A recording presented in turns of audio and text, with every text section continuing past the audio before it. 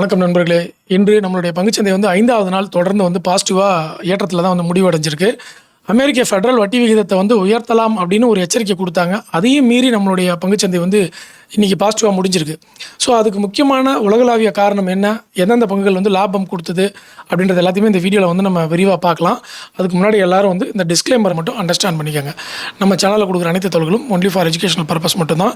இதில எதுவுமே வந்து ரெக்கமெண்டேஷன்ஸோ, டிப்ஸோ கிடையாது. Before investing consult your financial advisor. Right? சரி. இப்போ இன்னைக்கு வந்து நமக்கு மார்க்கெட்ல நடந்த விஷயங்கள்ல முதல்ல நிஃப்டி 50 82 புள்ளிகள் வந்து ஏற்றம் குடுத்திருந்தது. நிஃப்டியோடைய இண்டெக்ஸ் 82 புள்ளிகள், நிஃப்டியோட ஃபியூச்சர்ஸ் வந்து 92 98 புள்ளிகள் வரையும் ஏற்றம் குடுத்திருந்தது. ஸோ இதுக்கு மேஜரான 3 ரீசன் பார்த்தீங்கன்னா, ஒன்று வந்து அமெரிக்கா, ஈரானுடைய அமைதி பேச்சுவார்த்தை வந்து ஒரு நல்ல கட்டத்தை எட்டியிருக்கு. அது வந்து ஒரு பெரிய பாசிட்டிவான விஷயம்.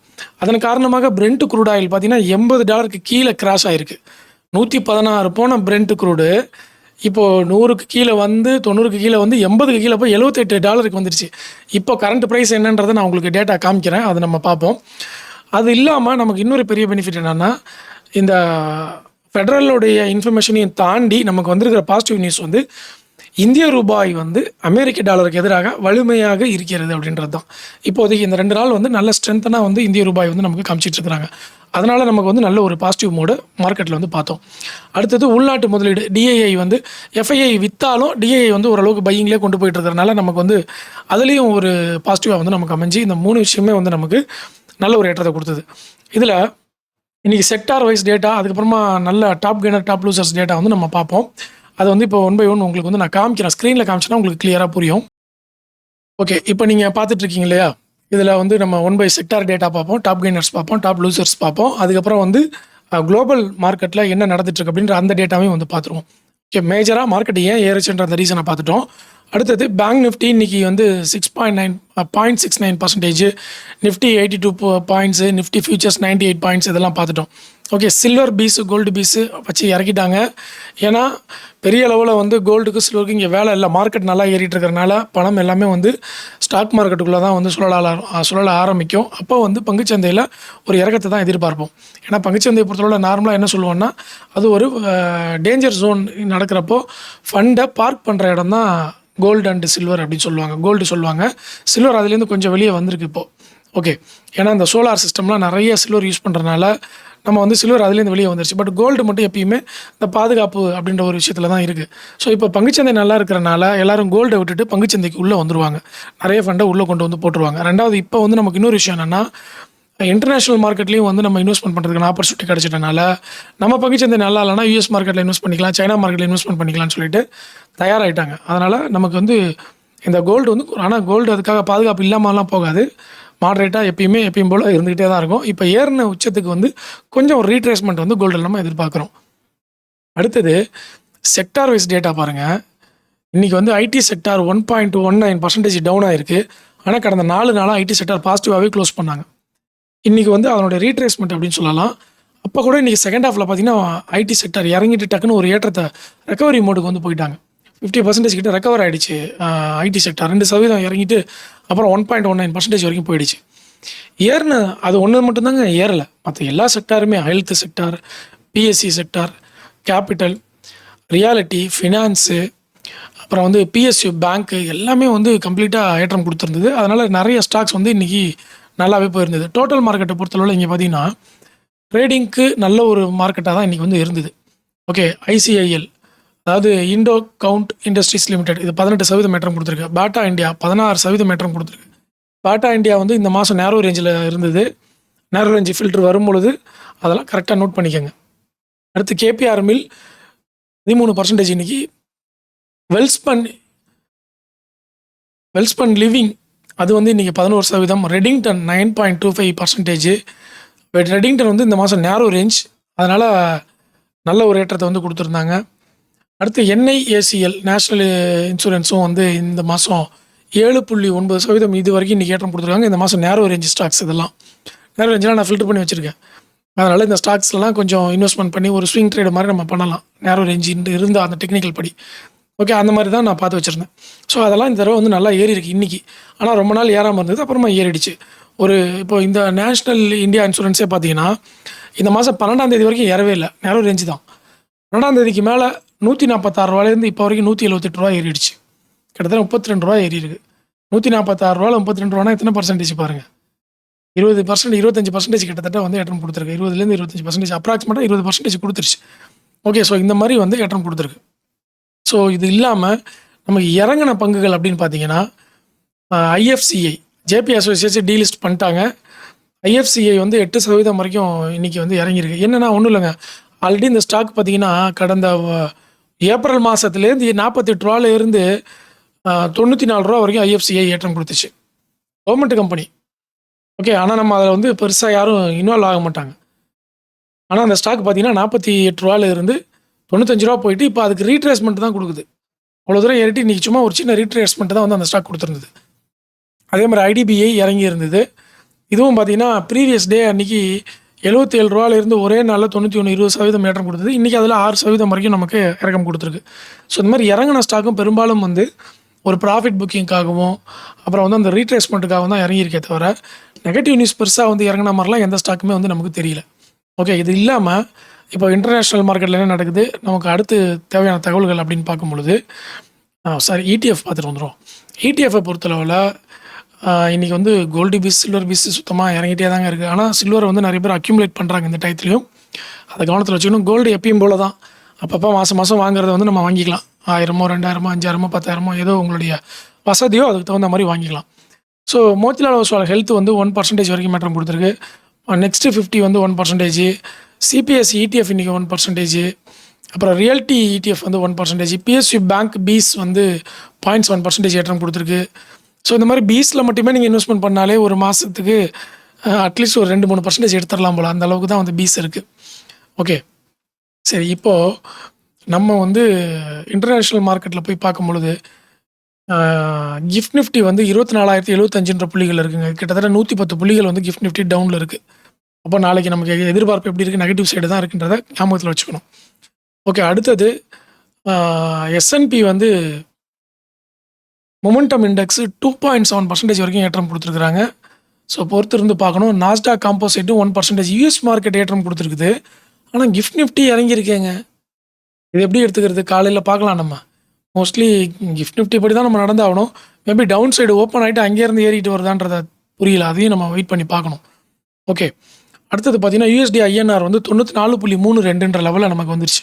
நல்லா ஓரளவுக்கு அப்படியே கொஞ்சம் கொஞ்சமாக இறங்கிட்டு வருது. ஆனால் ஹை பார்த்தீங்கன்னா 96.95 போச்சு. இப்போ 94.32க்கு வந்துருக்கு. அதுவும் ரீட்ரேஸ்மெண்ட் மாதிரி தான் எடுத்துக்கணும். மற்றபடி பிட்காயின் 62,000 சொச்சத்தில் வந்து டாலரில் இருக்குது. பிட்காயினும் பெருசாக ஏறலை. ஓகே, க்ரூட் ஆயில் 78ன்னு சொன்னேன் இல்லையா, 77க்கே வந்துருச்சு. இப்போ $77.44 க்ரூட் ஆயில் வந்து இப்போ வரைக்கும் வந்திருக்கு. ஓகே, ஸோ யூஎஸ்லேயும் வந்து நமக்கு கோல்டு இறங்கியிருக்கு. சில்வரும் வந்து 2.6% வரைக்கும் யூஎஸ் டாலரில் இறங்கி தான் இருக்குது. ஒன்றும் பண்ண முடியாது, நம்ம வேறு வழி இல்லை. இது இல்லாமல் நம்ம வந்து குளோபல் மார்க்கெட், அதுக்கப்புறம் எஃப்ஐஐ டேட்டா, அதுக்கப்புறம் வந்து மற்ற பங்குகள், முக்கியமான தகவல்களை வந்து ஹைலைட்டடான ஸ்டாக்ஸ் வந்து பார்த்துருவோம்.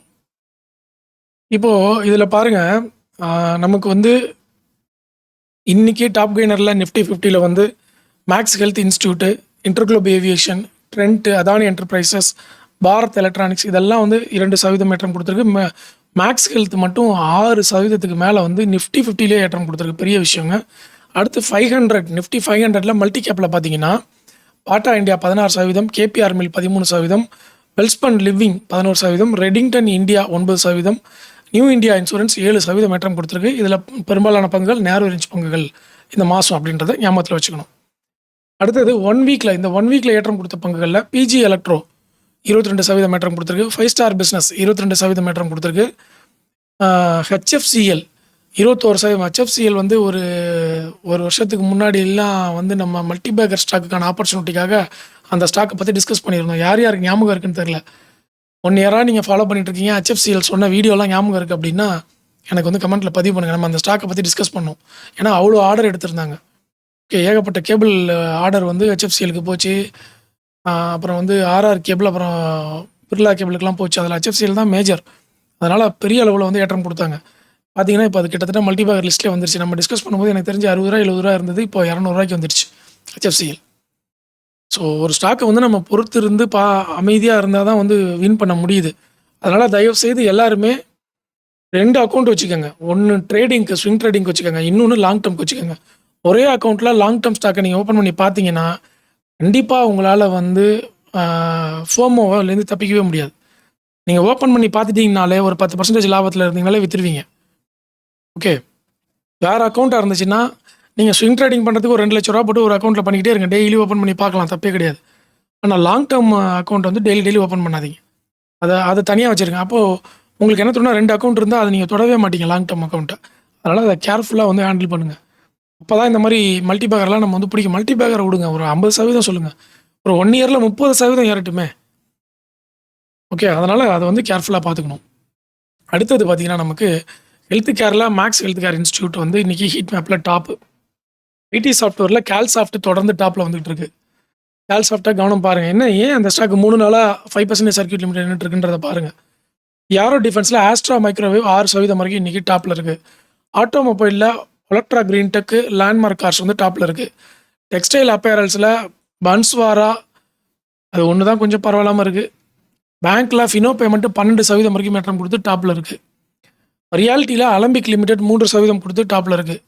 மெட்டல்ஸ் அண்ட் மைனிங்கில் நியூபர் ரீசைக்கிளர்ஸ் லிமிடெட் அப்படின்ற ஒரு கம்பெனி வந்து 3% மேலே டாப்பில் இருக்குது.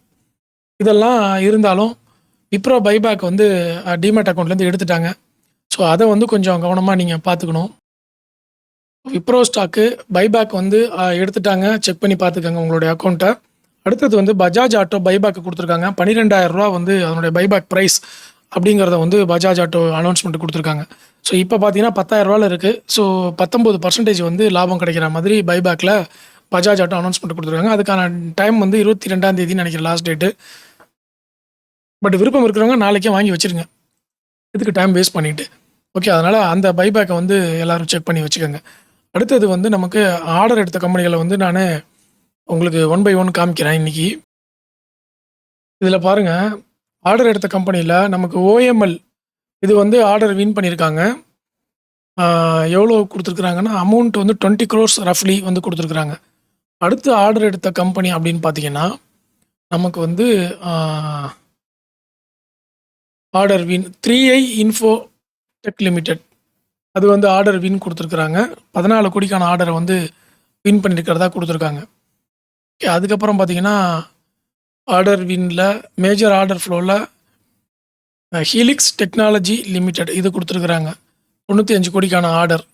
ஒர்க் ஆர்டரில் வந்து இன்னொன்று பிஆர் கோயல் இன்ஃப்ராஸ்ட்ரக்சர் 13 கோடிக்கான ஒர்க் ஆர்டர் வந்து காமிச்சிருக்கிறாங்க.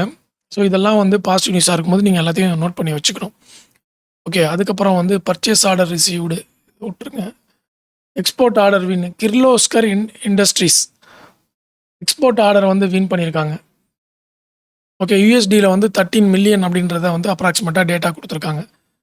அப்புறம் மேன் இண்டஸ்ட்ரீஸ் ஆர்டர் வின் பண்ணியிருக்காங்க. மேன் இண்டஸ்ட்ரீஸ் நல்ல ஆர்டரை வந்து வின் பண்ணியிருக்காங்கன்னு நினைக்கிறேன். 300 கோடிக்கான ஆர்டர் அப்படின்ற மாதிரி போட்டிருக்காங்க. Sorry, new order worth approximately 1000 crores. So பெரிய விஷயங்க மேன் இண்டஸ்ட்ரீஸ்க்கு 1000 crore ஆர்டரு. ஸோ இதெல்லாம் வந்து நம்ம நோட் பண்ணிக்கணும். அவ்வளோதான் ஆர்டர் வந்த கம்பெனிகள் இன்றைக்கி. இது இல்லாமல் கேலண்டரில் ஒன்றும் இல்லை. அப்புறம் வந்துட்டு கார்ப்பரேட் ஆக்ஷனில் 2 கம்பெனி வந்து டேக் ஓவர் இருக்குது. வேறு என்ன, ஐபிஓ வந்து நிறைய ஐபிஓ ஓப்பன் ஆகிருக்கு. இதில் டர்ட்டில் மின்ட் ஃபின்டெக் சொல்யூஷன்ஸ் ஒரு கம்பெனி வந்து மெயின் போர்டு ஐபிஓவாக வந்திருக்கு. 15,000 இருந்தாலே போதும், ஒரு லாட் வந்து நம்ம ஐபிஓ அப்ளை பண்ணலாம். இந்த மாதிரி கண்டிஷனில் ஒரு ஐபிஓ கொடுத்துருக்குறாங்க. ஸோ அதுவும் வந்து நம்ம செக் பண்ணி பார்த்துக்கணும். மற்ற எல்லா ஐபிஓவுமே வந்து மெயின் போர்டு ஐபிஓ இல்லை, எஸ்எம்இ ஐபிஓ தான். ஸோ 2,45,000 நமக்கு வந்து ஃபண்டு தேவைப்படும். அதனால் அந்த ஐபிஓலாம் கொஞ்சம் ரொம்ப ஒவ்வொரு கம்பெனியும் இண்டிவிஜுவலாக நம்ம தெரிஞ்சால் தான் அப்ளை பண்ணணும், இல்லைனா அப்ளை பண்ணக்கூடாது. ஓகே. ஸோ இது இல்லாமல் மற்ற விஷயங்கள் எல்லாமே நாளைக்கு வந்து ஷார்ட்ஸில் வந்து நான் போடுறேன். டெலிகிராம் வந்து 22ஆம் தேதி வரைக்கும் வேலை செய்யாது. இந்தியன் கவர்மெண்ட் பேன் பண்ணி வச்சுருக்காங்க. அதனால் 22ஆம் தேதிக்கு மேலே திருப்பி டெலிகிராம் போஸ்ட் வந்துடும். அது வரைக்கும் வந்து நீங்கள் யூடியூப்பில் இருக்கக்கூடிய வீடியோ ஷார்ட்ஸே வந்து பாருங்கள். அதிலேயே வந்து நான் போடுறேன். ஓகே. பயனுள்ள தகவலாக இருந்ததுன்னா லைக்கை கமெண்ட் பண்ணிவிடுங்க. டிஸ்கிரிப்ஷனில் வந்து என்னோடய டிமேட் அக்கௌண்ட் ரெஃபரல் லிங்க் கொடுத்துருங்க. விருப்பம் இருக்கிறவங்க அதை பயன்படுத்தி அக்கௌண்ட் ஓப்பன் பண்ணி சப்போர்ட் பண்ணுங்கள். நன்றி, வணக்கம்.